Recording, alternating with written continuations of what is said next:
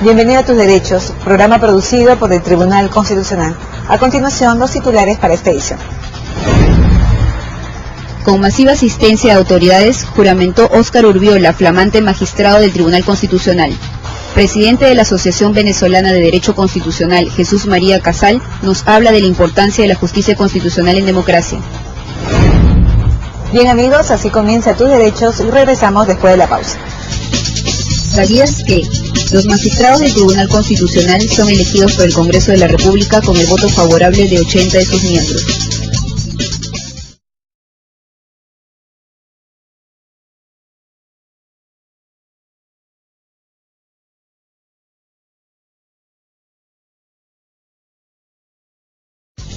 ¿Sabías que el cargo de magistrado del Tribunal Constitucional no es reelegible de manera inmediata?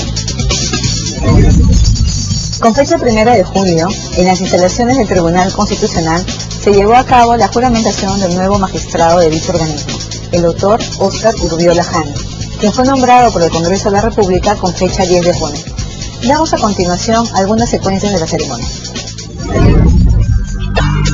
Con una nutrida asistencia de autoridades civiles, militares, judiciales, parlamentarias, universitarias y otras distinguidas personalidades, el jueves 1 de julio prestó el juramento de ley el nuevo magistrado del Tribunal Constitucional, doctor Óscar Urbiola Jani, quien fuera electo por el Congreso de la República el pasado 10 de junio. A la ceremonia, que se realizó en el patio principal de la sede del Tribunal Constitucional, asistieron el presidente del Poder Judicial, Javier Villestein, la fiscal de la Nación, Gladys Echaíz, el presidente del Jurado Nacional de Elecciones, Hugo Civino Hurtado, la jefa de la OMPE, Magdalena Chu Villanueva, el jefe del RENIEC, Eduardo Ruiz Boto, el ministro de Estado en el Despacho de Justicia, Víctor García Toma, el presidente de la Corte Superior de Justicia de Lima, César Vega Vega, entre otras personalidades. El juramento de ley estuvo a cargo del presidente del Tribunal Constitucional, Carlos Messier Ramírez.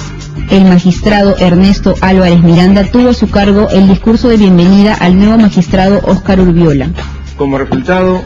de un lento proceso de evolución,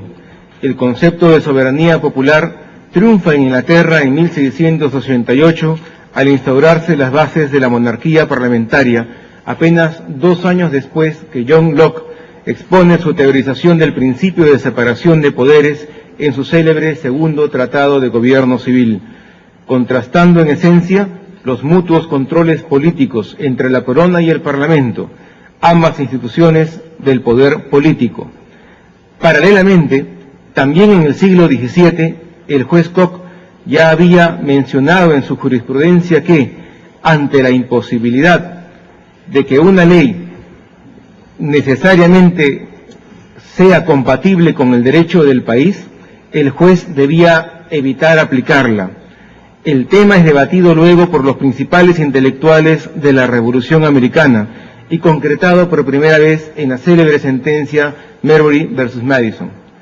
La primera línea del pensamiento político constitucional, la de soberanía popular, condujo a Occidente a la democracia representativa, basada en la vigencia de los controles interórganos, en la apertura de los procesos de decisión hacia los grupos pluralistas minoritarios, incorporando al sistema los intereses legítimos de todos los grupos sociales.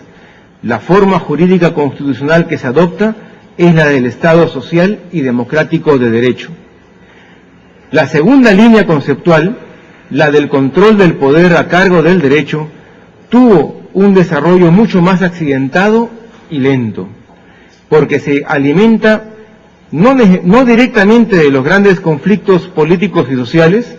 sino que avanza en la medida en que las sociedades y las personas que las componen encuentran un desarrollo cultural de mayor envergadura, aunado a una necesaria estabilidad política. Por ello, el control constitucional se desarrolla en Norteamérica y en Europa Central,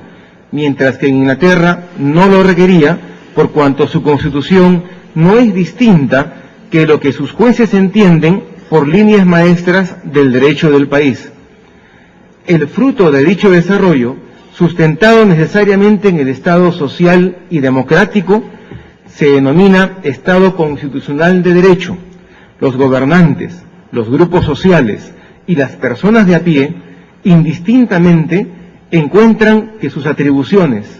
necesidades e intereses se encuentran comprendidas y limitadas por una Constitución material que, en lugar de ser un texto meramente declarativo, resulta ser esencialmente una norma de comportamiento, tal como quería Koch, tan válida para el monarca que reina por la gracia divina como para el labriego que trabaja en el campo. Nuestra sociedad, que ha sido azotada por dictaduras avasalladoras de la libertad, por la injusticia social que enerva la igualdad de oportunidades, por el más brutal terrorismo genocida que ha conocido América, encuentra un norte en la construcción siempre difícil de un Estado constitucional de derecho, en el que tengan cabida todas las corrientes de pensamiento que sepan respetar la libertad y los derechos de la persona humana. En esa línea se sitúa el Tribunal Constitucional del Perú, comprometido con la defensa de la Constitución, de los derechos fundamentales, el ineludible mandato social de la superación de la pobreza a través del desarrollo económico y la construcción de una sociedad justa en el que toda persona encuentre factible su realización con dignidad y libertad. Es indudable que cada institución es tributaria del tiempo y realidad en la que se desenvuelve. Por ello, no se puede entender al Tribunal Constitucional de hoy sino como una conquista del proceso democrático de los años 78 y 79. No podría ser de otro modo, si se recuerda que el quehacer de la justicia constitucional nació históricamente como respuesta ante los excesos del poder en su forma política, social o económica, para afirmar los derechos y libertades fundamentales de cada uno de los ciudadanos. Si bien normativamente queda juridificado el rol que cumple el Tribunal Constitucional como guardián del poder constituyente, lo dinámico de su actuación como primus inter pares plantea el problema de los límites de su quehacer contralor, sobre todo frente a los poderes públicos y a los órganos judiciales especializados del Estado Constitucional de Derecho, lo cual coloca en debate la propia naturaleza y la competencia del supremo intérprete de la Constitución. Fue precisamente nuestro tribunal el que tuvo que lidiar con valentía durante el proceso de recuperación democrática y de afirmación de los derechos humanos en un momento de singular gravedad histórica, siendo perfectamente consciente de que la democracia es un sistema perfectible, que supone un proceso de aciertos y de yerros, como toda obra humana personal y colectiva, como precisamente por ello una responsabilidad de la cual no podemos prescindir. Una vez consolidado el Estado de Derecho, nuestra sociedad ha emprendido nuevas tareas, asumido nuevas prioridades requeridas a la promoción del desarrollo económico como instrumento para la superación de la pobreza, la modernización del Estado como vehículo para promover la justicia social y la igualdad de oportunidades, la educación y la seguridad ciudadana, la cultura ética y su inserción en el quehacer gubernamental y social. Pero, qué duda cabe, que para cumplir estas atribuciones, el Tribunal Constitucional goza de la competencia jurídica de interpretar la Constitución, pero siendo leal a su deber de asegurar el bien común dentro del orden jurídico constitucional y la estabilidad jurídica del país en el ámbito económico, social y político. Puede decirse que tal como el Tribunal Constitucional de ayer ha sabido estar a la altura de las controversias constitucionales que han sido sometidos a su competencia para que sean resueltas, hoy, con la misma convicción, el tribunal que se ve recompuesto por la distinguida persona del doctor Óscar Urbiela Jani, distinguido académico, profesor de aulas universitarias esencialmente en Arequipa, deberá intervenir como un poder moderador, contribuyendo a otorgar estabilidad jurídica y gobernabilidad, y, con ello, fortalecer la democracia y el pluralismo como principio y valor constitucional.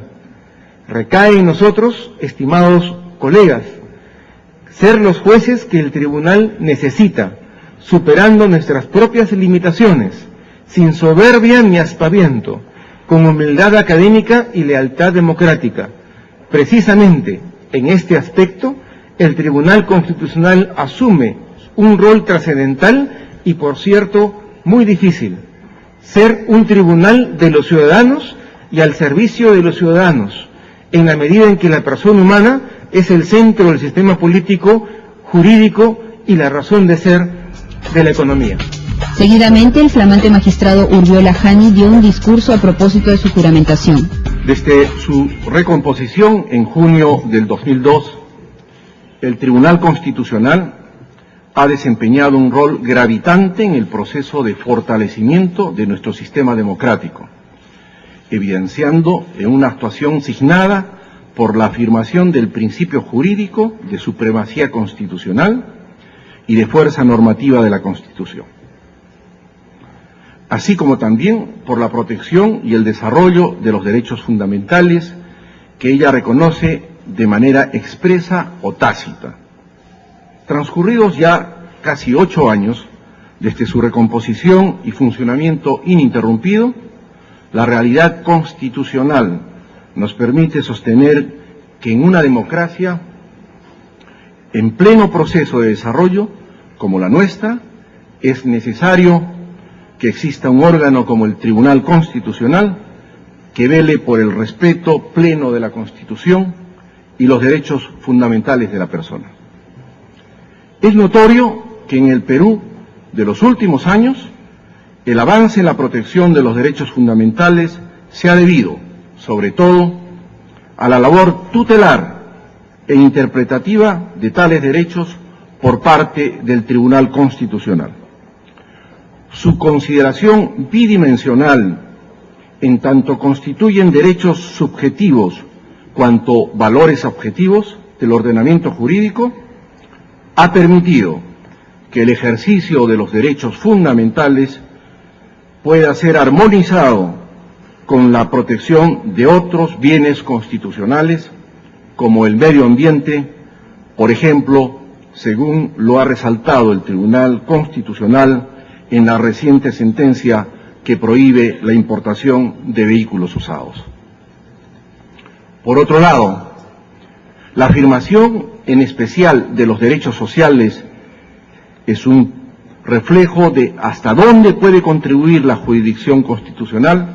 para la eficacia de aquellos derechos que requieren de una actuación positiva o prestacional por parte del Estado. Por ejemplo, en el ámbito del derecho a la salud,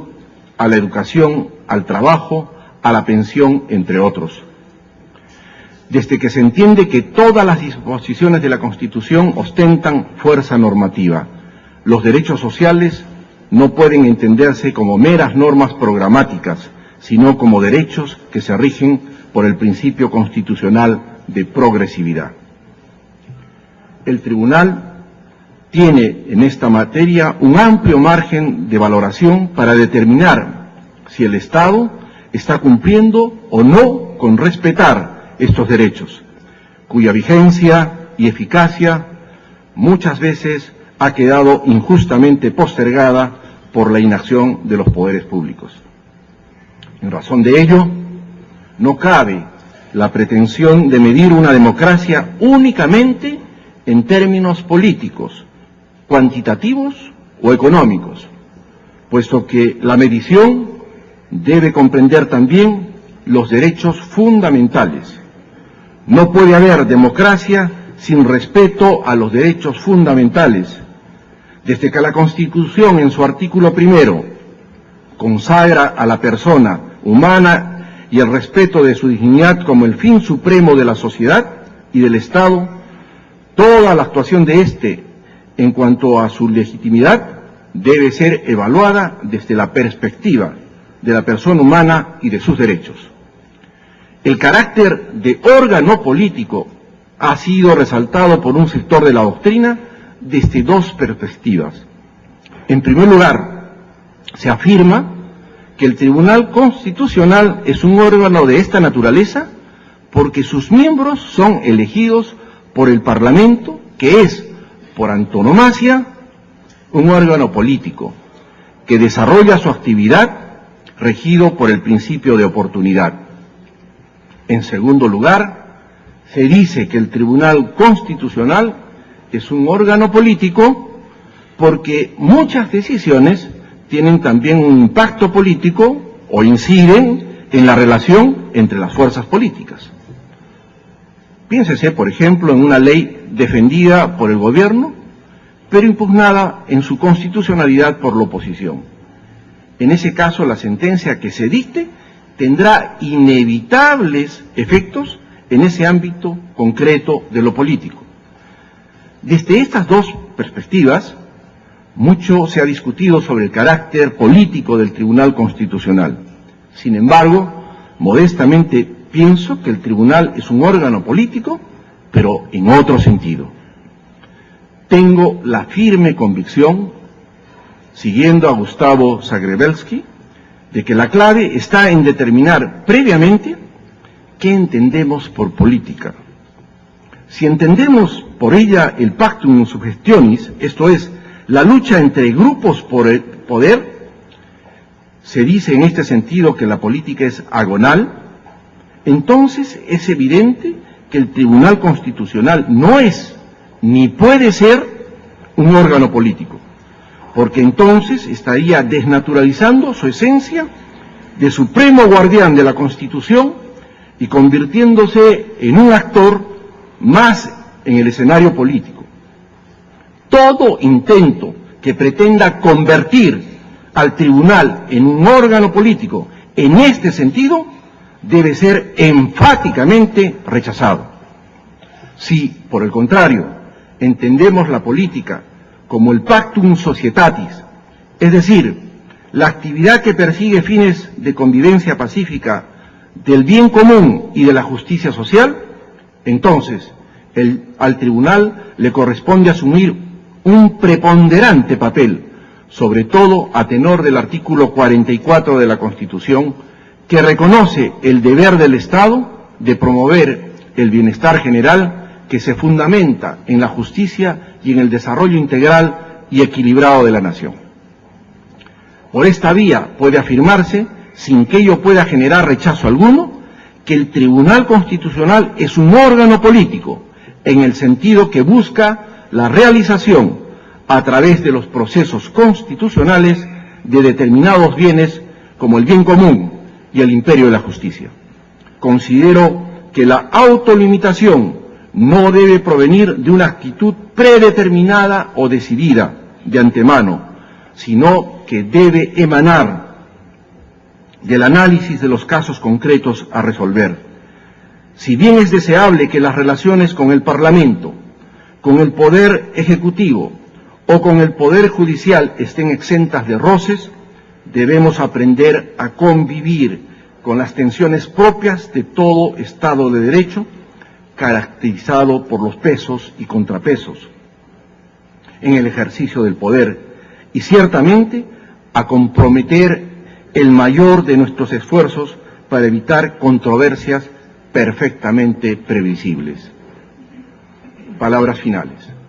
En el momento que asumo el cargo de magistrado del Tribunal Constitucional, debo expresar 3 consideraciones breves. El primer deber que me concierne cumplir permanentemente es el de mi lealtad a la Constitución, a sus derechos, principios y valores superiores, que en ella están incorporados. Mi actuar como magistrado constitucional debe partir siempre de ellos y llegar a ellos a través de la interpretación constitucional. Ciertamente, esa actitud de profunda identificación con la Constitución no se explica sin hacer alusión a la ciudad en la que me formé como abogado, Arequipa, cuya tradición jurídica me impone la obligación de tener siempre presente que el poder debe respetar los límites que impone la Constitución, garantía de una genuina protección de los derechos fundamentales de la persona. Finalmente, debo ratificar mi compromiso de ejercer esta alta responsabilidad en estricta sujeción a la ética, la transparencia y la honestidad, que ha guiado siempre mi actuación como persona y como hombre de derecho. contribuyendo a la legitimación democrática de la justicia constitucional. Y es que soy consciente, ahora como magistrado constitucional, y tal como lo ha señalado Aaron Barak, de que mientras juzgo, soy juzgado. Muchas gracias. Finalmente, el presidente del Tribunal Constitucional, Carlos Mejía, pronunció un discurso con el que concluyó la ceremonia de juramentación. El control de la constitucionalidad de la ley está a cargo de este Tribunal Constitucional.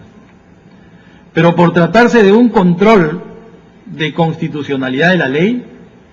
el Tribunal y tanto el Poder Judicial por la vía de las acciones populares tiene un amplio margen de actuación en la medida en que la Constitución es una norma abierta. Si tanto el Poder Judicial como el Tribunal Constitucional, cuando deben tocar temas de naturaleza constitucional, deben hacerlo con bases en la dogmática jurídica, es irremediablemente imposible no tomar en cuenta que esa sentencia, aun cuando tenga un método jurídico de definición, siempre tendrá consecuencias políticas. ¿Cómo no va a tener consecuencias políticas pronunciarse sobre la libertad y los derechos de las mujeres? ¿Cómo no va a tener consecuencias políticas pronunciarse sobre el derecho a la consulta de los pueblos indígenas? Y claro, esa también es una tarea que implica una confrontación con otros poderes del Estado, que amparados en las razones de la oportunidad y la conveniencia, pretenden imponer lo que ellos piensan es su criterio acorde con la Constitución. Pero la Constitución, además de ser una norma suprema, está acompañada de un bloque de constitucionalidad donde juegan un papel importante los instrumentos internacionales de protección de los derechos humanos y donde también juega un rol importante las resoluciones de los organismos internacionales que han interpretado el catálogo de los derechos fundamentales que ha quedado inscrito pétreamente en la Constitución y en el corazón de todos los peruanos. Pero en la medida en que el constituyente es un hombre finito, no puede haber previsto todos los casos. Es imposible buscar en la labor de los constituyentes o en la labor del legislador la solución a los casos concretos. De ahí es que por eso siempre ha existido, tanto en el Código Civil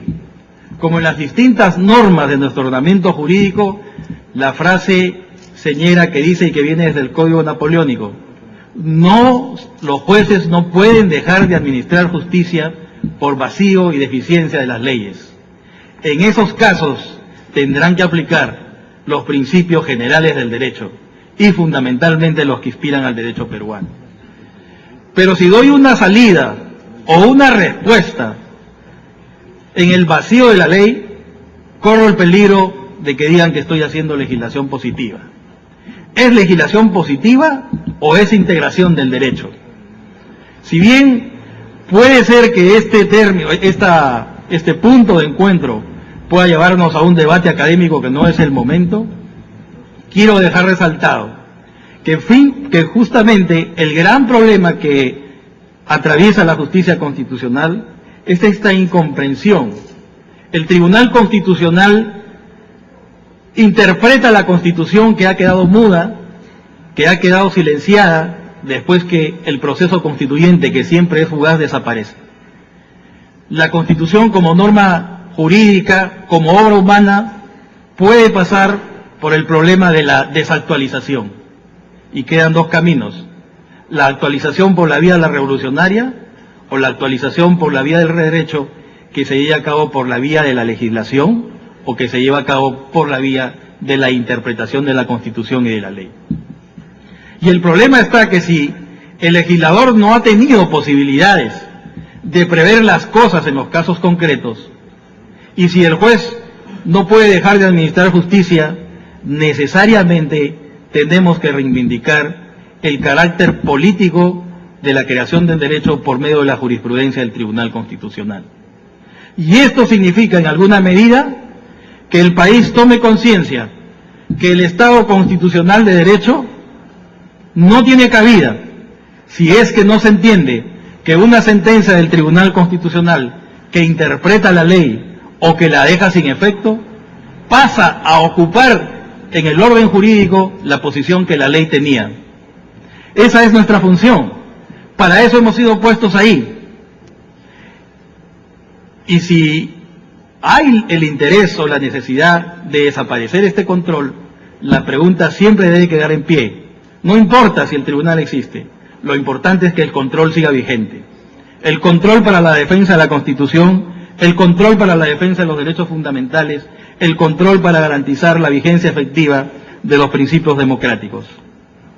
Por eso es precisamente que en muchos casos el Tribunal Constitucional, en esa interpretación de la Constitución,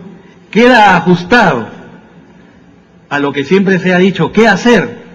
con las políticas invasivas del Tribunal Constitucional. El Tribunal Constitucional interpreta la ley, interpreta la Constitución y la modula. Existen en muchos casos posibilidades de buscar elementos para incorporar en la labor del tribunal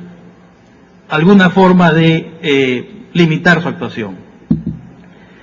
El Tribunal Constitucional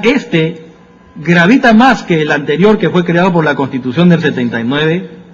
no solo por la naturaleza y por el pensamiento ideológico de quienes ahora ocupan los escaños y de quienes en algún momento lo ocuparon con anterioridad.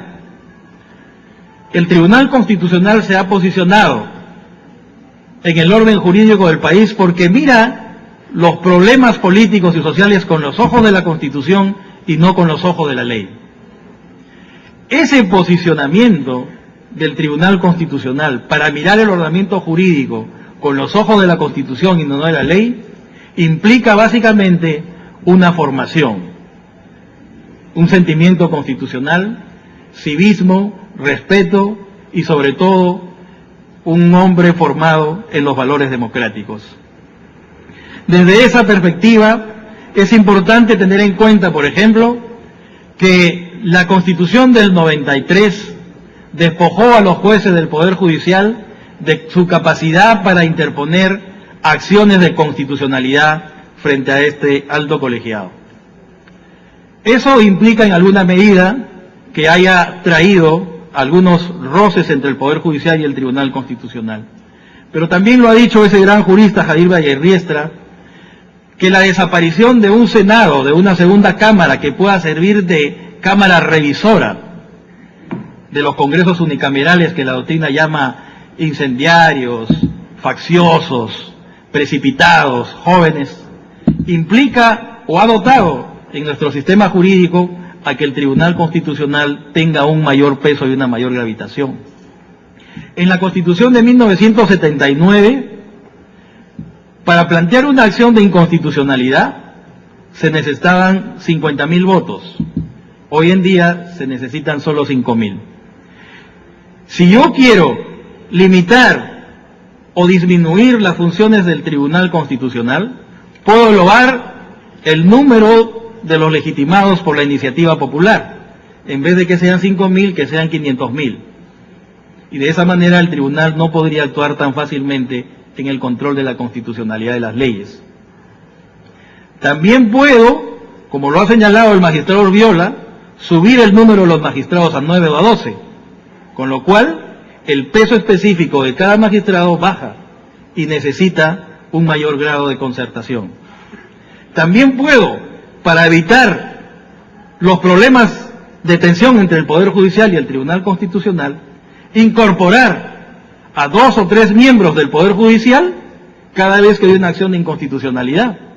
de tal manera que el Poder Judicial también se siente parte de este control de constitucionalidad de las leyes y puede hacer suyas, ¿no es cierto?, las sentencias del Tribunal Constitucional. Así como el presidente de la República necesita promulgar la ley para decir, me comprometo con ella, la promulgo y mando que se cumpla, así también si el Poder Judicial pudiese participar en el juicio y en el proceso de las acciones de inconstitucionalidad, no hubieran tantas tensiones entre nosotros y ellos. También podríamos disminuir el grado de los legitimados para interponer las acciones de inconstitucionalidad. En la Constitución del 79, los colegios profesionales no estaban legitimados para interponer acciones de inconstitucionalidad. Esos elementos son los que el Tribunal Constitucional piensa que el Parlamento debe tener en cuenta a la hora de un debate serio sobre la existencia o no del Tribunal Constitucional. No se necesita, soy de la opinión que no debemos caer en el facilismo de decir el Tribunal Constitucional hay que limitar sus atribuciones y en consecuencia defenestrarlo de la posibilidad de ser un intérprete de la Constitución, sino que los órganos constitucionales tienen funciones orgánicas y tienen atribuciones funcionales. Disminuyendo sus funciones orgánicas, como puede ser convertirlo en una simple instancia de casación, como era con el Tribunal Constitucional del 79. El Tribunal de Garantías Constitucionales solo casaba, no entraba al fondo en la materia de derechos fundamentales. Este sí entra al fondo. De manera que no somos los magistrados del Tribunal Constitucional quienes llevamos adelante una política invasiva, sino que es el diseño del órgano llevado a cabo por el constituyente quien lo ha dotado de determinadas condiciones que lo hacen gravitar de una determinada manera en el sistema jurídico. Esas son las reflexiones que sería importante escuchar en el Parlamento de la República. Y esa sería, creo yo, un debate serio para establecer de una vez por todas si el control de la constitucionalidad de las leyes debe existir o no existir en una sociedad donde la ley ha dejado de ser el valor supremo y donde la Constitución ha pasado a ser la clave de bóveda desde la cual se miran los problemas políticos, económicos y sociales del país. Como bien lo ha dicho el magistrado Urbiola, parafraseando a Hermann Krüger, hoy en día, si queremos entendernos o mirarnos como una sociedad democrática, si los peruanos queremos vernos a los ojos como iguales, sin diferencias de raza, de credo ni opciones sexuales, debemos de incrustar en nuestros corazones las frases de Hermann Krüger. Un país que se reputa democrático no mira los derechos fundamentales desde la ley. Un país que se reputa democrático mira la ley desde los derechos fundamentales. Me he extendido demasiado en el tiempo. Solo para terminar, quisiera tener unas palabras de felicitación para el magistrado Urbiola, augurarle éxitos en su función como magistrado, y también quisiera expresar mi reconocimiento a nombre propio y al de mis colegas por la labor destacada que el magistrado César Landa ha sabido llevar a cabo en los 5 años en que fue miembro de este tribunal. ¿Sabías que no pueden ser elegidos magistrados del Tribunal Constitucional los jueces o fiscales que no han dejado el cargo con un año de anticipación?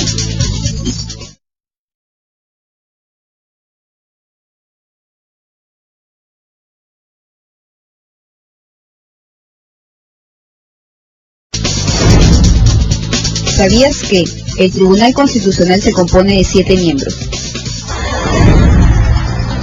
A continuación, la entrevista que realizará el secretario general del Tribunal Constitucional, el doctor Francisco Morales Arabia, al presidente de la Asociación Venezolana de Derecho Constitucional, el doctor Jesús María Casal. Ambos tratarán el tema referido a la importancia de la justicia constitucional y la democracia. Bueno amigos, continuando con el programa Tus Derechos, en esta oportunidad nos encontramos con el doctor Jesús María Casal. Él es profesor de Derecho Constitucional de la Universidad Católica Andrés Bello de Venezuela y director de su Instituto de Investigaciones Jurídicas. Asimismo, el doctor es miembro de la Comisión Andina de Juristas y presidente de la Asociación Venezolana de Derecho Constitucional. Doctor, bienvenido a nuestro programa y es un honor tenerlo. El honor es mío, ¿no? Realmente agradezco esta invitación del Tribunal Constitucional y esta oportunidad de intervenir en este prestigioso programa. Bueno, tenemos entendido que usted viene a un seminario internacional sobre Estado de Derecho en América Latina y en este ámbito usted va a disertar sobre la justicia constitucional en América Latina. ¿Cuál cree usted que es la importancia de la justicia constitucional en América Latina, doctor? Es algo fundamental, realmente el papel que debe jugar la justicia constitucional en nuestras democracias, porque a través de los tribunales constitucionales, de las salas constitucionales, se puede asegurar el equilibrio político. Es algo fundamental en la democracia constitucional que exista un balance, que existan pesos y contrapesos, que exista una fuerza moderadora de la conflictividad que puede a veces generarse entre los órganos políticos del Estado. Y al mismo tiempo, los tribunales constitucionales también pueden ser un factor que impulse transformaciones legislativas, que impulse una visión del derecho desde la óptica de la Constitución, desde la óptica de los derechos humanos, de los derechos fundamentales. En este sentido, la labor que puede cumplir un tribunal constitucional en el ámbito interpretativo es muy relevante, porque el tribunal constitucional puede generar una nueva lectura de la legalidad a la luz de la Constitución y sobre todo en clave de derechos, en clave de protección de los derechos del ciudadano, protección de los derechos de todas las personas para garantizar la igualdad, para garantizar el acceso a los servicios públicos, para poder enfrentar arbitrariedades del poder público en cualquier circunstancia, porque recordemos que en definitiva los derechos dependen de sus garantías. Los derechos, es muy importante la proclamación, el reconocimiento de los derechos, pero estos derechos se quedan a mitad de camino si no existen instancias accesibles ante las cuales se pueda exigir la protección de los derechos, y esas instancias son muchas, ¿no? Según los ordenamientos jurídicos, pues existen normalmente muchas instancias judiciales que tienen esa función a través de variedad de recursos, pero es importante un tribunal constitucional como una garantía última, como un último escalón, un último recurso para el aseguramiento de la protección de los derechos. ¿Podríamos decir que un tribunal constitucional en una democracia o un Estado de Derecho tiene un papel preeminente en la relación de los poderes, de los clásicos poderes, poder judicial, poder ejecutivo, poder legislativo, o es un primus inter partes, o tiene realmente una supremacía, aunque eso no gusta mucho, ¿no? Por ejemplo, se dice que no, que el Tribunal Constitucional no es superior, sino que está en un mismo nivel del Poder Judicial. ¿Esto es así? ¿Qué opinión, cómo podríamos encontrar una respuesta a esta interrogante? Sí, es una buena pregunta, porque eso en muchos países se han generado algunas discusiones al respecto. En primer lugar, en la relación del Tribunal Constitucional con los jueces ordinarios, ¿no? Y sobre todo allí el problema ha estado en trazar el límite entre el plano de la constitucionalidad, de los asuntos eminentemente constitucionales, en los cuales sin duda tiene primacía el Tribunal Constitucional, y luego aquellos asuntos que son de legalidad ordinaria, porque los temas de legalidad ordinaria pues están en manos de los jueces ordinarios, de los jueces civiles, penales, mercantiles, administrativos. Ellos deben manejar esos asuntos, ellos conocen de los hechos de manera cercana y deben resolverlos. Y pues allí hay distintas técnicas, distintos criterios de discernimiento que se han definido, y todos ellos apuntan en la dirección de que hay una materia específicamente constitucional, y esta corresponde al Tribunal Constitucional, por lo menos como última palabra, como última vía o última instancia, aunque no necesariamente en el sentido procesal, pues de que sea una instancia más, pero sí como la última voz en esta materia,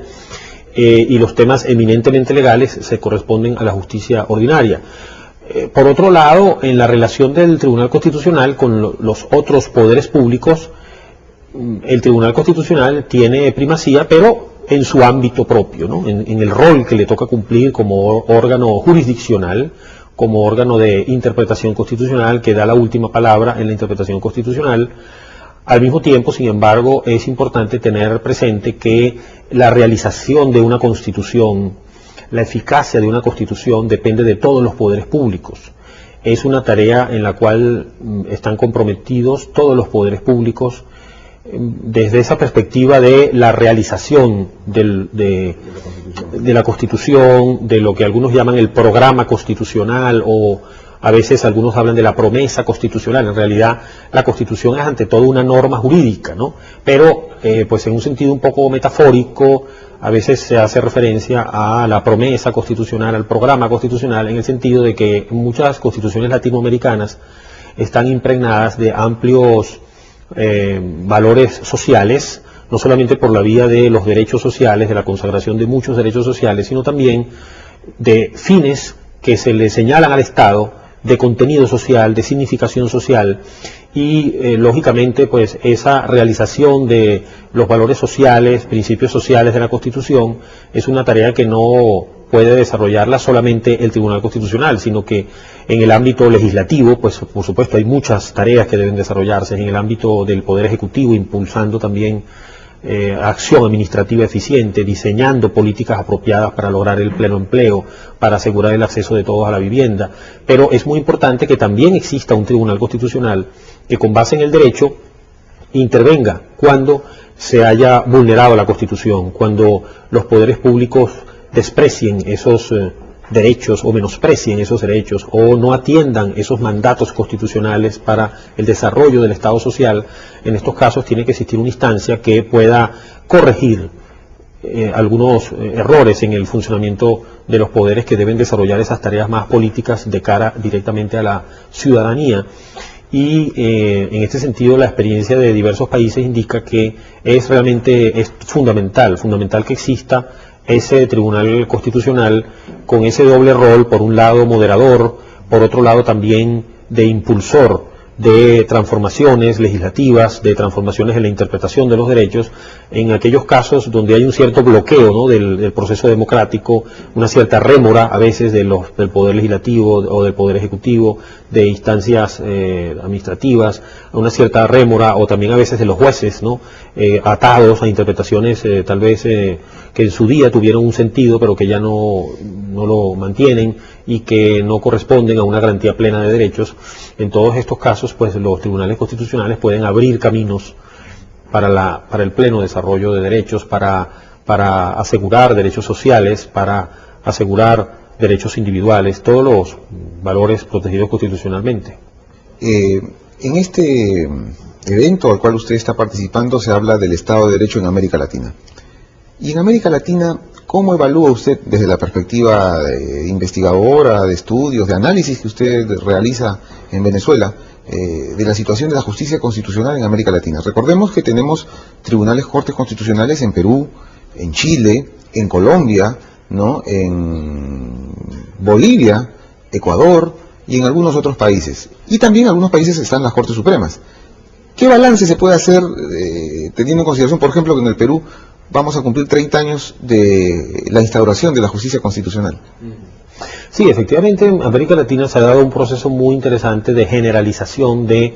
la justicia constitucional y sobre todo de la creación de un órgano especializado en la materia constitucional que se sitúa bien fuera del Poder Judicial o en la cúspide del Poder Judicial, y en algunos casos, junto a esta experiencia que usted comentaba de los tribunales constitucionales, también se ha desarrollado el modelo de la Sala Constitucional dentro de Corte Suprema de Justicia o Tribunal Supremo de Justicia, como es el caso de Costa Rica, también es el caso de Venezuela, y también es un modelo que se ha seguido en otros países centroamericanos, al igual que en Paraguay. Y este camino pues hacia el fortalecimiento de la justicia constitucional es realmente plausible, y desde la óptica del Estado de Derecho y del aporte que ha dado la justicia constitucional, nos encontramos con una situación, digamos, desigual, ¿no? No es fácil hacer un balance general porque hay distintos niveles de desarrollo. Por ejemplo, el caso de Chile, pues es un tribunal constitucional que no tiene tantos años funcionando con suficientes competencias, porque a raíz de una reforma relativamente reciente comenzó a tener atribuciones que realmente permiten calificarlo como un tribunal constitucional, no solo más allá de lo orgánico. Por otro lado, como le decía, hay países que no tienen ni siquiera una sala constitucional, pero que cumplen a través de su Corte Suprema de Justicia funciones de control de constitucionalidad de la ley. Hay países que cuentan con el amparo constitucional, que es una herramienta fundamental para el desarrollo de la Constitución, para que la Constitución sea palpable para el ciudadano en la resolución de problemas concretos. Realmente el amparo ha favorecido el desarrollo de la justicia constitucional en amplia medida en muchos países, como es la experiencia de Colombia, es la experiencia venezolana, la experiencia del Perú. Igualmente en México, pues el gran instrumento de la justicia constitucional ha sido el amparo, a pesar de que ellos no cuentan propiamente con un tribunal constitucional con esa denominación, pero su Suprema Corte de Justicia se va perfilando como tribunal constitucional. Y realmente en América Latina podríamos decir, dejando a salvo pues esa situación de niveles desiguales, ¿no?, en el progreso de nuestra justicia constitucional, es que tenemos estados de derechos en formación, y en esa formación de nuestros estados de derecho las salas constitucionales, los tribunales constitucionales tienen que jugar un papel fundamental en, primero, calar en la conciencia del pueblo, calar en la conciencia de la ciudadanía sobre la importancia del Estado de Derecho, sobre la importancia de los derechos, pero derechos que estén respaldados por un verdadero Estado de Derecho. ¿Esto en qué se traduce? Pues en que es importante que el ciudadano, que los habitantes de nuestros países perciban que tienen derechos, cuentan con derechos que pueden ser protegidos ante un tribunal, ante una instancia imparcial, que cuentan con derechos que pueden esgrimir frente a los gobernantes y que van a ser escuchados con criterios de justicia frente a los órganos del Poder Judicial y en último término ante un tribunal constitucional. De esa manera los ciudadanos van a comenzar cada vez más a cuidar su Constitución, a querer su Constitución, a cuidar su Estado de Derecho, porque van a entender cómo el Estado de Derecho no es un simple concepto etéreo, no abstracto, que les viene de muy lejos, sino que Estado de Derecho también es garantía de derechos sociales, porque en definitiva, cuando hay un Estado de Derecho, el que la ciudadanía reciba protección social no depende de dádivas, no depende de políticas simplemente coyunturales, de campañas electorales, de políticas de clientelismo político, sino que en último término es algo que es independiente de quién esté en el poder y de cuál sea la corriente política que cada cual siga, porque depende únicamente de su condición de ser humano, y de esa propia condición de ser humano pues se deriva esa posibilidad de exigir, de reclamar el cumplimiento de los derechos. Por eso, en este sentido, los tribunales, salas constitucionales pueden ayudar mucho a crear esa cultura constitucional, esa cultura de respeto de la Constitución, de protección del ser humano, con independencia de cuál sea el momento político y el contexto político. En esa perspectiva, cuando usted nos señala que efectivamente deben haber ciudadanos con derechos, que el Estado de Derecho debe proteger esos derechos, recordamos esta frase de Norberto Bobbio que decía: el problema contemporáneo no es el de fundamentar los derechos, sino el de ver su protección y su garantía. En ese sentido, ¿usted tiene alguna posición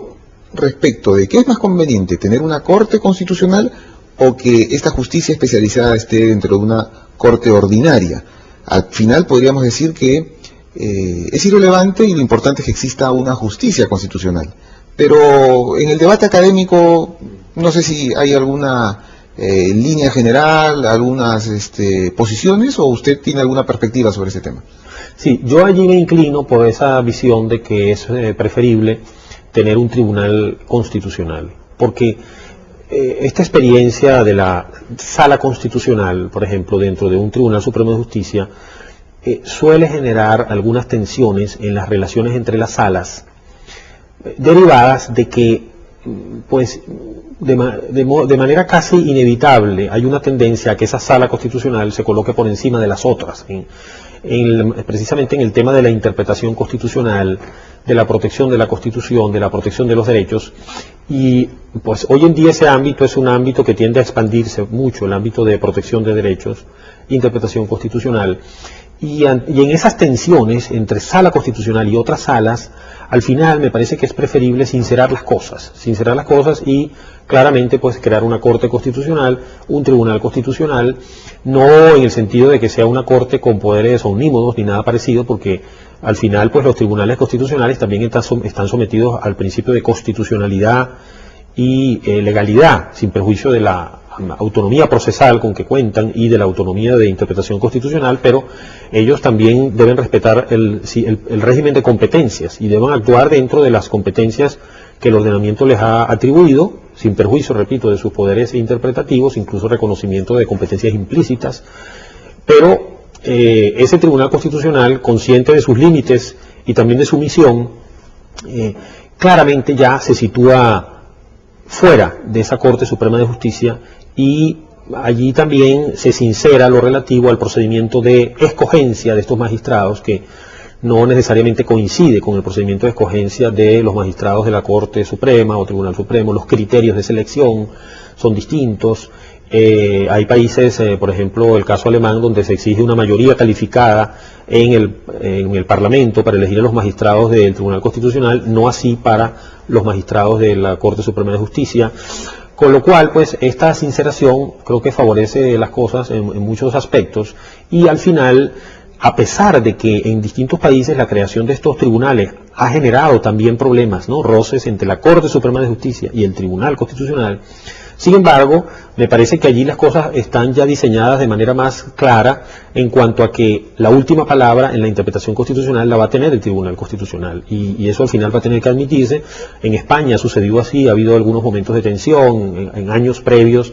en los cuales en alguna oportunidad incluso el rey ha tenido que tener alguna función un poco de componer, de moderar, de componer esas diferencias, esos roces, pero al final está claro que el Tribunal Constitucional tiene la última palabra, y lo mismo sucede en Alemania, que aunque ha habido, y en realidad los roces han sido menores. Algo ha sucedido en Colombia, ¿no?, también, pero al final es un tema, digamos, aquí también, de que los tribunales constitucionales entiendan que los jueces ordinarios también tienen un papel que cumplir. Pero es un tema ya luego de la implementación del diseño, ¿no? Pero como tema de diseño me parece que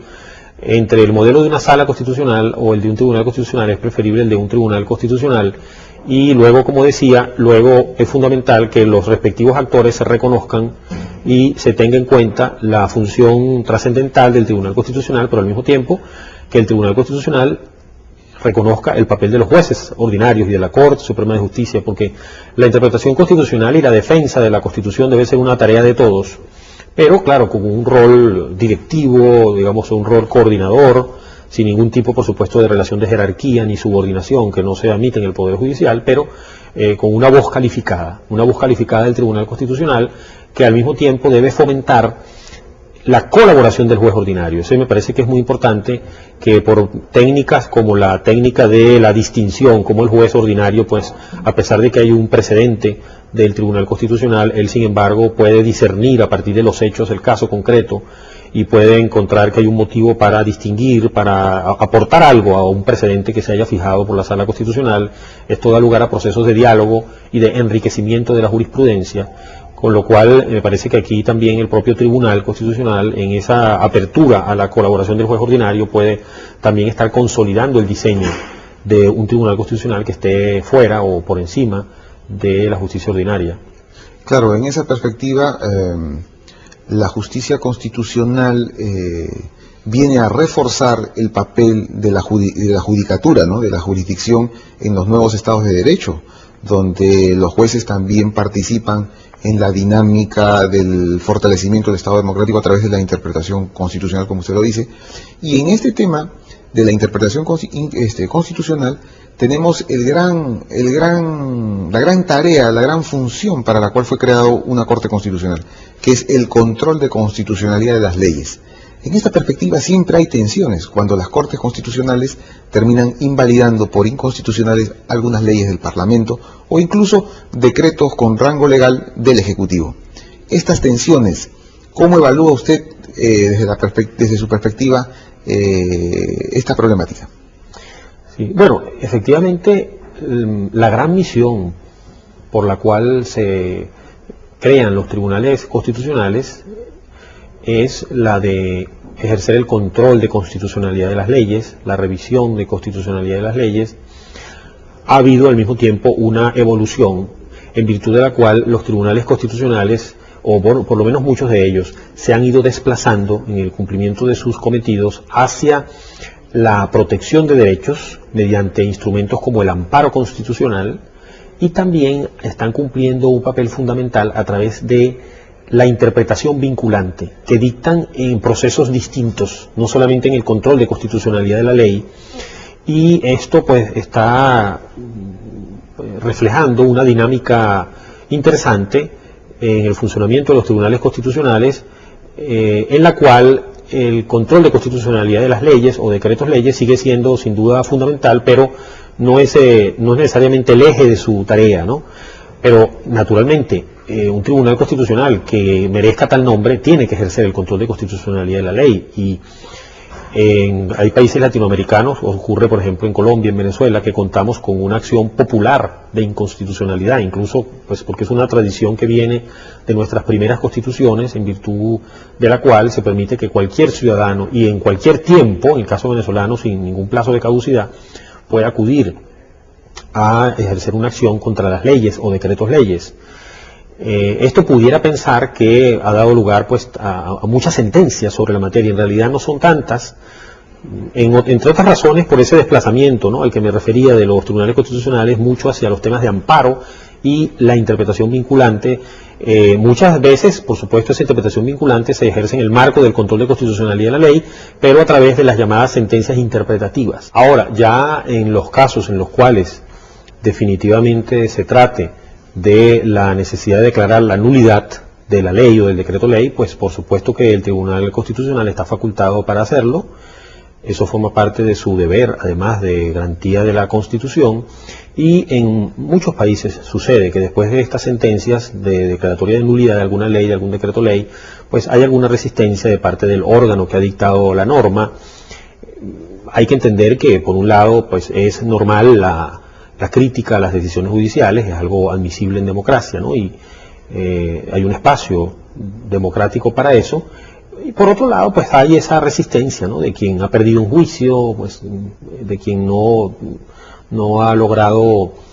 hacer valer su criterio frente a un tribunal. Pero siempre al final se impone el respeto a la Constitución, y sobre todo los tribunales constitucionales ganan mucho en autoridad a través de su argumentación,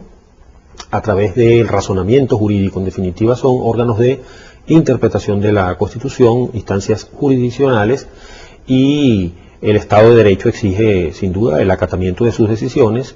y en general, a la larga, en distintos países latinoamericanos en que ha habido algunos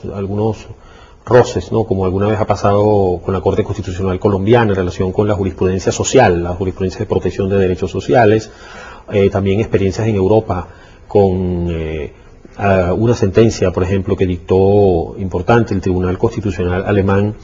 que tenía que ver con la posibilidad de prohibir un partido político por supuesta orientación hacia la ideología nacional socialista. Pues a pesar de que en un primer momento estas sentencias no son tan bien acogidas por todos, a la larga, desde la perspectiva de la garantía democrática, son muchos los frutos que se obtienen de la intervención de los tribunales constitucionales, y los tribunales constitucionales muchas veces tienen que decir que no, y muchas veces tienen que anular normas para la garantía de la Constitución. Bueno, creo que después de esta interesante entrevista no nos queda duda de que la justicia constitucional ha venido a quedarse en América Latina. Doctor Casal, ha sido un honor tenerlo. Muchas gracias por su participación y hasta una próxima oportunidad. Gracias a usted. Amigos, continuamos con nuestro programa.